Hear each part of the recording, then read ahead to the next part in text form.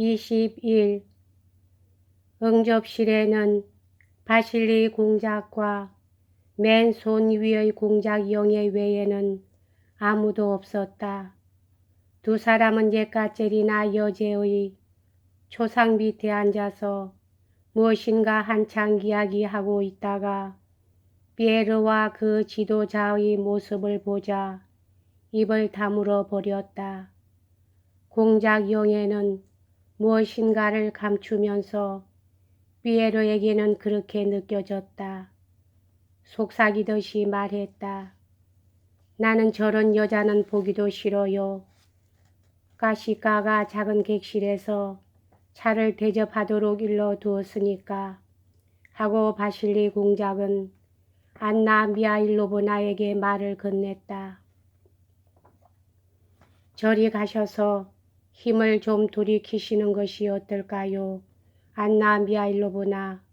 그렇지 않으면 여간해서 몸이 견뎌내지 못합니다. 피에르에게는 아무 말도 하지 않고 공작은 그저 감정 어린 낯으로 팔꿈치 위쪽을 꽉 쥐었을 뿐이었다. 피에르는 안나 미하일로브나와 함께 작은 객실로 갔다. 밤을 새운 뒤에 이렇게 훌륭한 러시아 차를 한 잔 마시는 것처럼 원기를 회복시켜주는 것은 없습니다. 조그마한 원형의 객실에서는 의사 로랑이 차 도구와 식은 밤참이 놓여있는 탁자 앞에 서서 손잡이가 없는 얄팍한 사기 찻잔으로 차를 마시면서 쾌활한 기분을 억누르고 있는 듯한 표정으로 말했다. 탁자 주위에는 이날 밤 베주호프 백작의 집에 와 있는 모든 사람들이 요기를 해서 힘을 돌이키려고 모여 있었다. 피에르는 거울과 조그마한 탁자가 놓여 있는 이 조그마한 원형의 객실을 잘 기억하고 있었다. 백작 저택에서 무도회가 열린다든가 할 때 춤을 추지 못하는 피에르는 이 조그마한 객실에 앉아서 무도회에 알맞는 옷차림을 한 기부인들이 드러난 어깨를 다이아몬드와 진주로 장식하고 이 방을 가로질러 지나갈 때마다 몇 번이고 그녀들의 모습을 밝게 비추는 거울에 자기 모습을 들여다보고 가는 것을 가만히 관찰하기를 좋아했다. 그러나 오늘은 같은 이 방을 겨우 두 자루의 촛불이 희미하게 비추고 있을 뿐이며 이 한밤중에 조그마한 테이블 위에는 찻 그릇이며 접시가 무질서하게 놓여 있고 그 둘레에는 온갖 어두운 얼굴을 한 사람들이 그 거동이며 말 하나하나에 이르기까지 지금 침실에서 진행되고 있고 또 끝나려고 하고 있는 사태를 누구 한 사람 잊지 않고 있다는 것을 보이며 귀댄 말로 속삭이듯 이야기하며 앉아 있었다. 피에르는 굉장히 배가 고팠지만 무엇인가 먹으려고는 하지 않았다. 그는 상이라도 하듯이 자기의 지도자 쪽을 돌아보고 그녀가 또다시 바실리 공작과 맨손 위의 공작 영예가 남아있던 응접실 쪽으로 발끝으로 나가는 것을 보았다. 피에르는 이것도 또 그렇게 되는 것이 당연하려니 생각했으나 잠시 망설이다가 그녀의 뒤를 따라 나섰다. 안나 미하일로브나는 공작 영예의 옆에 서 있었다. 그리고 그들 두 사람은 모두 흥분하여 떨리는 낮은 목소리로 속삭이듯 이야기하고 있었다. 제발 내버려 두세요, 공작 부인. 저도 어떤 일이 필요하고 어떤 일이 불필요한지 그런 것점은 알고 있으니까요. 공작 영애는 아까 자기 거실의 문을 와락 닫았던 때와 마찬가지로 대단한 흥분 상태에 있는 듯 강한 의조로 말했다. 그렇지만 아가씨 하고 침실로 통하는 길을 가로막고 공작 영애를 가지 못하게 하면서 부드럽게 타이르는 듯한 의조로 안나 미하일로브나는 말했다.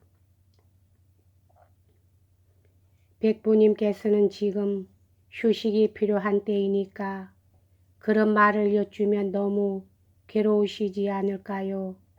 백부님의 영혼은 이미 각오가 되어 있는데 그런 세속적인 이야기를. 바실리 공작은 그 뻔뻔스런 자세로 한쪽 발을 다른 한쪽 발 위에다 마주 포개고 안락의자에 앉아 있었다. 그리고 그의 두 볼은 몹시 실룩거리고 축 처져서 아래쪽이 부어있는 것처럼 보였다.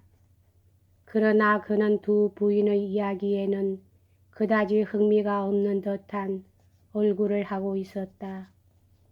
글쎄, 안나 미하일로브나 까치 씨가 하고 싶은 대로 하게끔 내버려 두세요. 알고 계시다시피 백자께서는 이분을 사랑하고 계시니까요. 나는 이 서류에 무엇이 적혀 있는지 전혀 알지도 못합니다. 공작 영애는 두 손에 들고 있는 모자이크 손가방을 가리키면서 바실리 공작 쪽을 향해서 이렇게 말했다. 다만 정식 유언장은 백부님의 책상 속에 있고 이것은 그저 보잘것없는 서류라는 것만은 알고 있어요. 그녀는 안나 미하일로브나의 옆을 돌아서 가려고 했으나 안나 미하일로브나는 자리에서 발딱 일어나 다시금 길을 가로막았다. 나는 알고 있습니다. 착하고 친절하신 아가씨. 안나 미하일로브나는 이렇게 말하면서 쉽사리 놓지 않으려는 듯이 한 손으로 손가방을 움켜잡았다.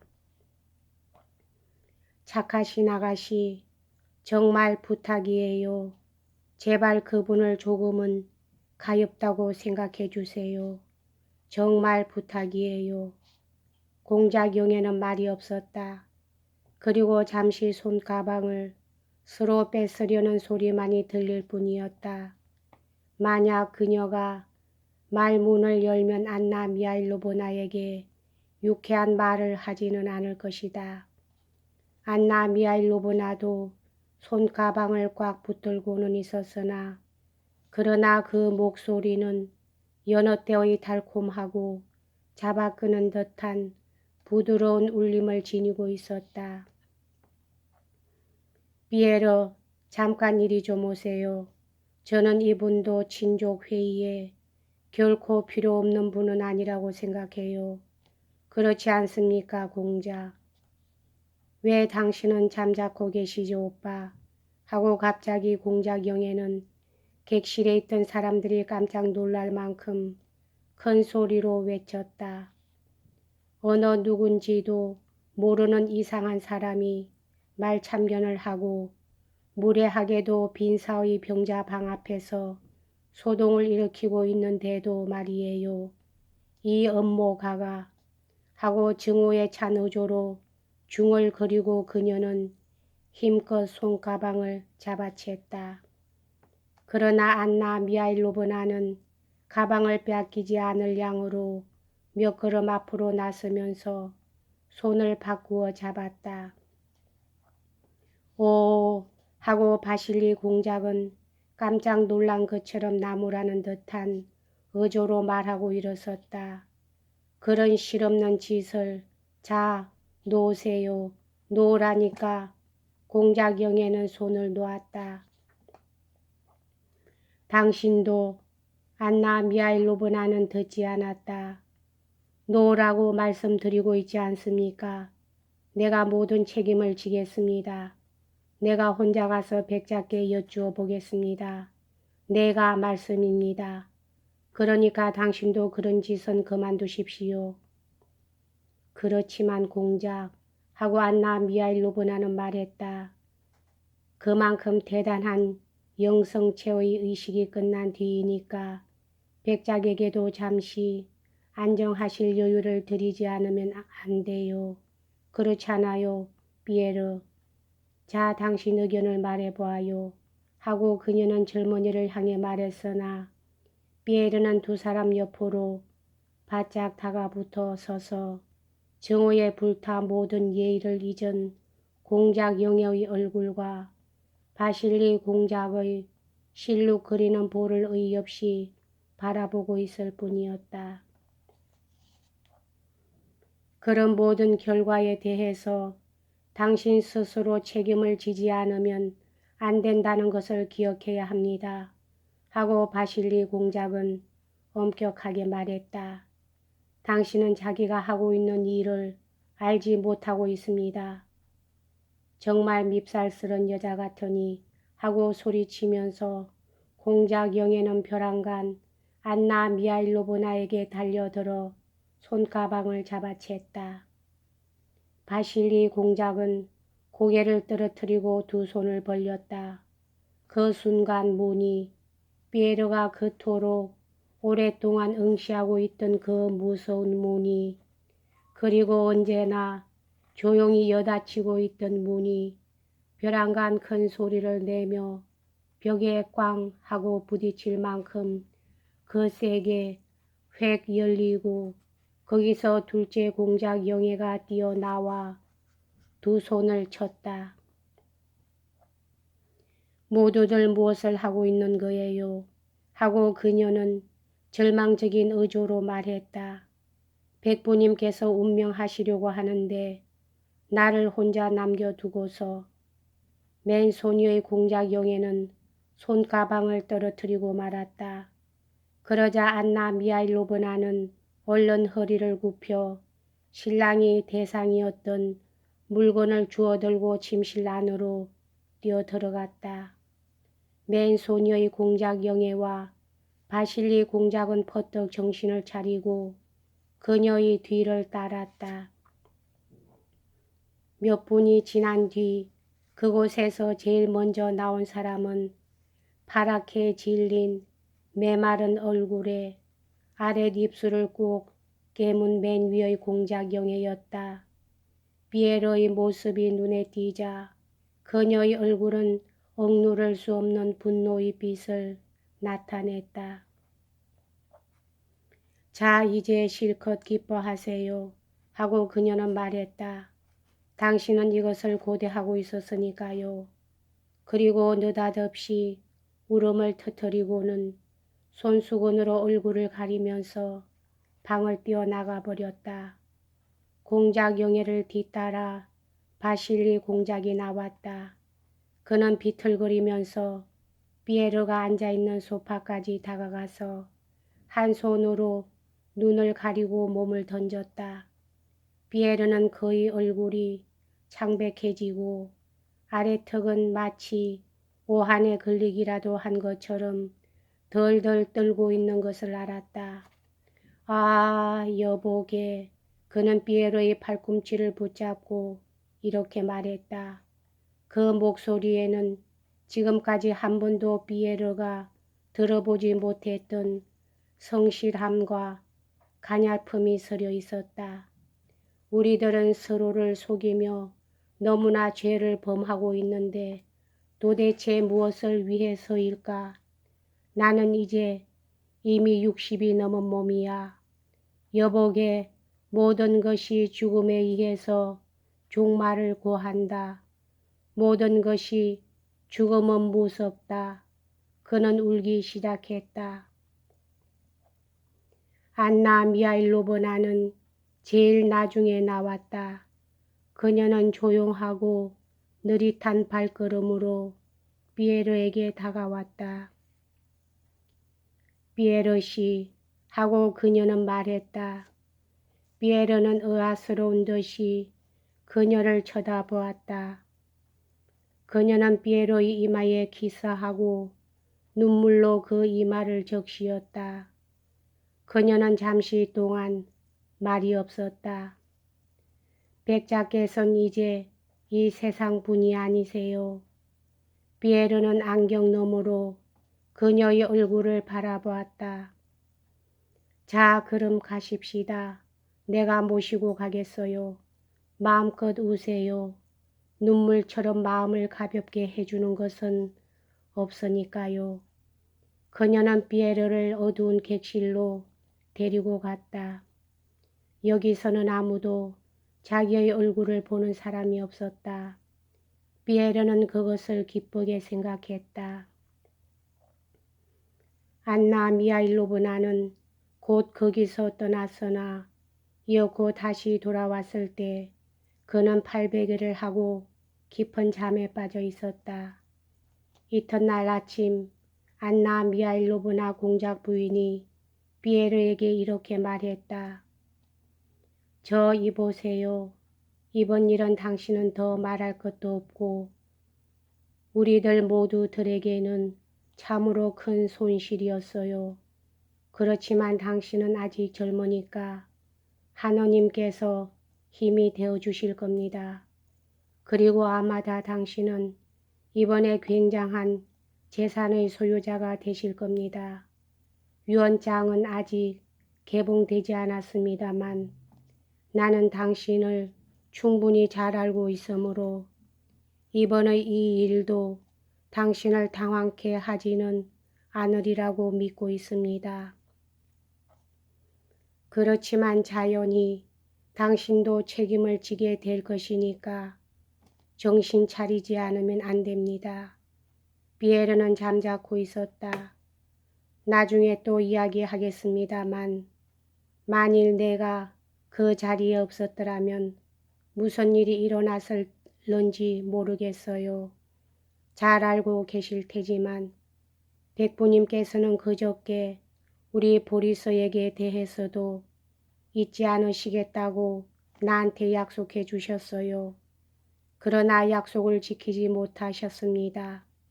그렇지만 당신께서 아버님의 유지를 수행해 주시리라 믿고 있습니다. 피에르는 무엇이 무엇인지 조금도 모르는 채 수줍은 듯 얼굴을 붉히면서 말없이 안나 미하일로브나 공작 부인을 바라보고만 있었다. 피에르에게 말을 다하고 나자 안나 미하일로브나는 로스토프 저택으로 돌아가서 잠자리에 들었다. 이튿날 아침 눈을 뜨자 그녀는 로스토프 내 사람들과 그 밖의 친지들에게 베주호프 백작의 임종시의 모습을 소상하게 이야기해 주었다.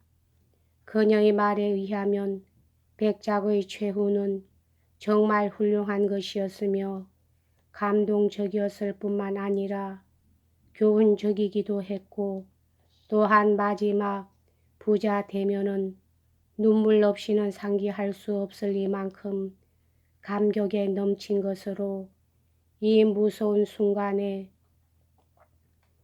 어느 쪽의 태도가 훌륭했는지 즉 모든 것과 모든 사람을 최후의 순간까지도 그토록 기억하고 있어서 아들에 대한 그와 같은 감동적인 말을 한 아버지와 흡사 죽은 사람같이 보기에도 애처로운 모습을 하고 있으면서도 죽음에 임한 아버지를 슬프게 하지 않으려고 자기의 슬픔을 감추기 위해 애쓰고 있던 피에르와 어느 쪽이었는지 자기도 모르겠다는 것이었다. 무척 슬픈 일이기는 했지만 그러나 배운 것이 많았습니다. 노백작이나 또 그 훌륭한 아드님 같은 분을 보고 있으면 마음이 숭고해집니다. 하고 안나 미하일로브나는 말했다. 공작 영예와 바실리 공작의 행동에 관해서 그녀는 그것을 시인할 수 없었으므로 역시 이야기는 했지만 아주 극비의 일로서 속삭이듯이 말했던 것이다. 여기까지 하겠습니다.